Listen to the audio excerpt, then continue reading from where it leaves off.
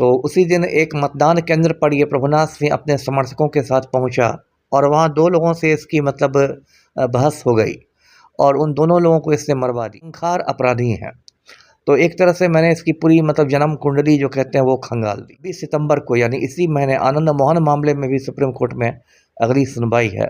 तो मैं उसमें भी उम्मीद करता हूं कि आनंद मोहन भी दोबारा जेल चला जाए। वो रूडी के गाल पर भी आप समझिए एक तमाशा है। नमस्कार, आदाब, सत श्री अकाल। लाइव नेशन 7 में आपका स्वागत है। मैं शादाब मलिक। बिहार के बाहुबली नेता जो 4 बार सांसद रहे और कई बार विधायक भी रहे और यहाँ तक कि उन्हें छपरा का मुख्यमंत्री भी कहा जाता था। जी हाँ, आप बिल्कुल सही समझ रहे हैं। मैं बात कर रहा हूँ प्रभुनाथ सिंह की। एक ऐसे दबंग नेता जिनकी चलती ऐसी थी कि किस विधायक के लिए किसको टिकट मिलना है, किस नेता को टिकट मिले, ये सारा फैसला प्रभुनाथ सिंह अपने समय में किया करते थे। मगर 1995 के चुनाव, विधानसभा चुनाव के दौरान गोलियां चलीं और उससे 2 लोग मारे गए। आरोप आया प्रभुनाथ सिंह पर।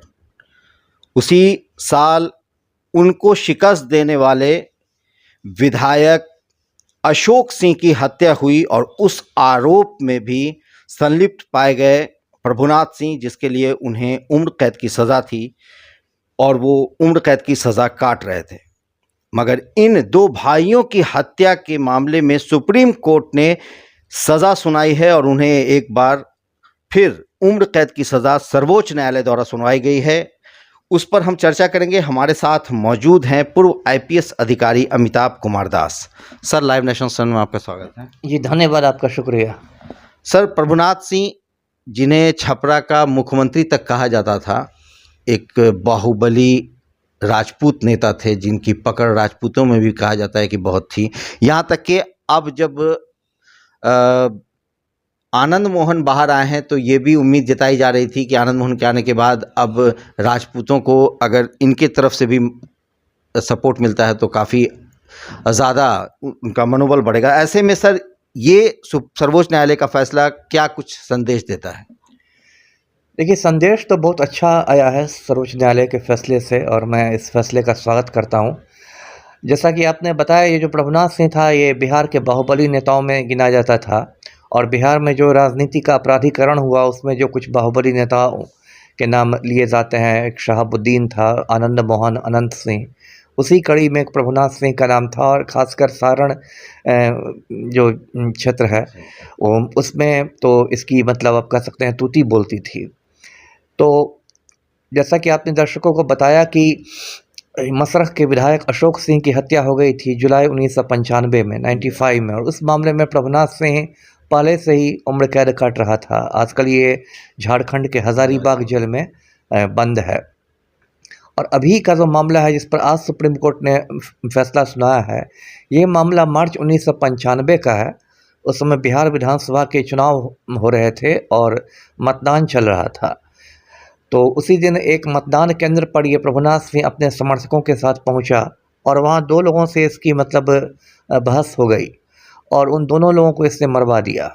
एक का नाम था सुरेंद्र राय और एक का नाम था दारोगा राय। मतदान केंद्र पर ही गोली चली थी? जी, मतदान केंद्र पर ही हत्या हुई सुरेंद्र राय और दारोगा राय की। अब देखिए मतलब कितनी ये सनसनीखेज घटना थी। दिन दहाड़े हत्या हुई, वो भी मतलब एक सार्वजनिक स्थान में, पब्लिक प्लेस में, सैकड़ों लोग देखते हैं।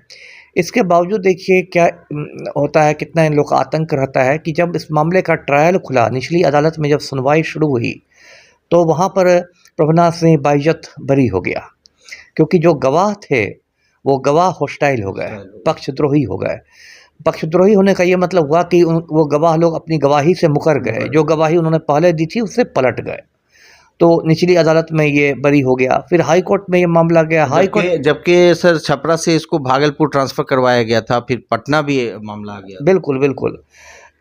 तो उसके बाद क्या एक्चुअली होता है कि इन लोग का तो ट्रांसफ़र हो जाता है, लेकिन गिरोह के बाकी लोग तो रहते हैं सक्रिय, जो जेल, और जेल से भी ये लोग उनको निर्देशित करता है। तो क्या हुआ कि फिर हाई कोर्ट में भी ये बाइज्जत बरी हुआ। उसके बाद ये मामला सुप्रीम कोर्ट में आया। अभी देखिए 28 साल हो गए हैं इस मामले के, अभी 2023 चल रहा है। सुप्रीम कोर्ट में बहुत गर्मा गर्म बहस हुई और बहस के बाद सुप्रीम कोर्ट ने इसको मतलब संज्ञान में लिया कि ये इसलिए छूट रहा है क्योंकि गवाह पक्षद्रोही हो रहे हैं।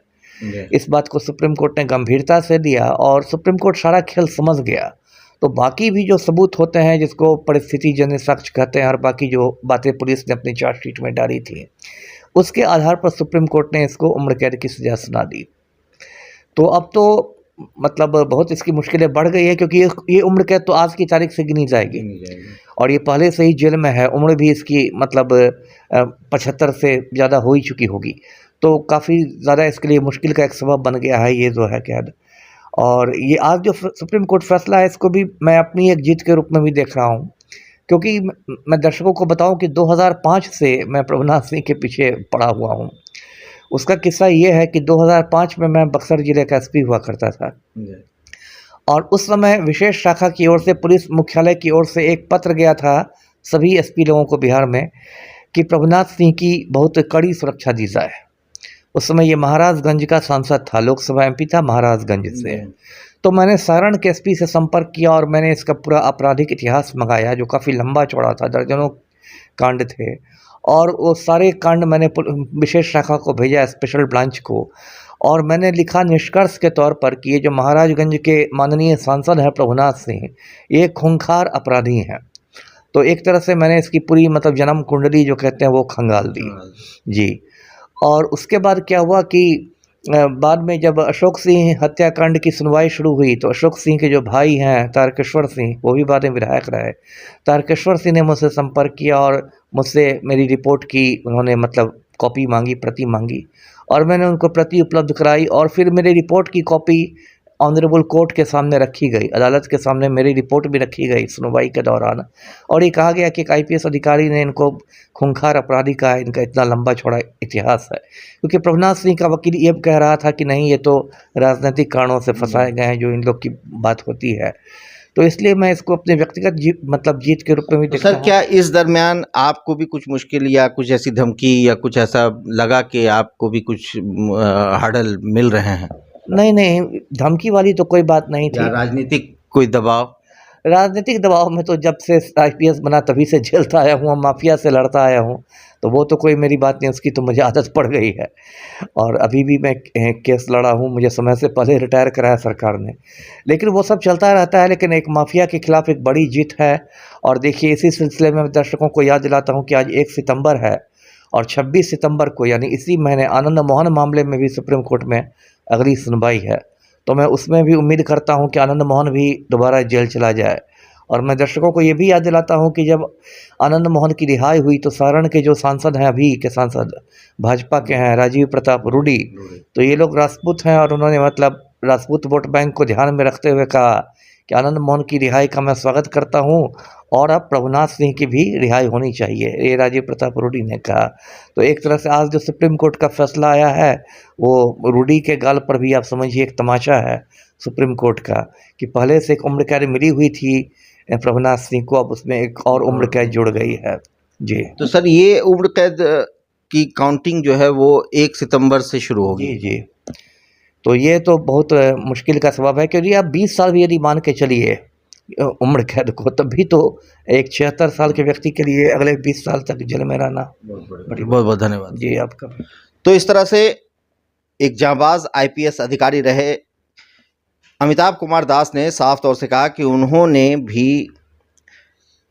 प्रभुनाथ सिंह के खिलाफ कई तरह की रिपोर्ट बनाई थी जो जांच के दौरान उन्होंने पाया था। इस तरह अब जो फैसला आया है वो इंसाफ का फैसला है और उन्होंने इस फैसले का स्वागत किया है। तो इस तरह की खबरों के लिए बने रहे हमारे साथ, देखते रहे हमारा वीडियो। अगर अभी तक आप लोगों ने हमारे चैनल को सब्सक्राइब नहीं किया है तो ज़रूर कर लें, साथ ही साथ जो चैनल पर हमें फॉलो ज़रूर करें। धन्यवाद।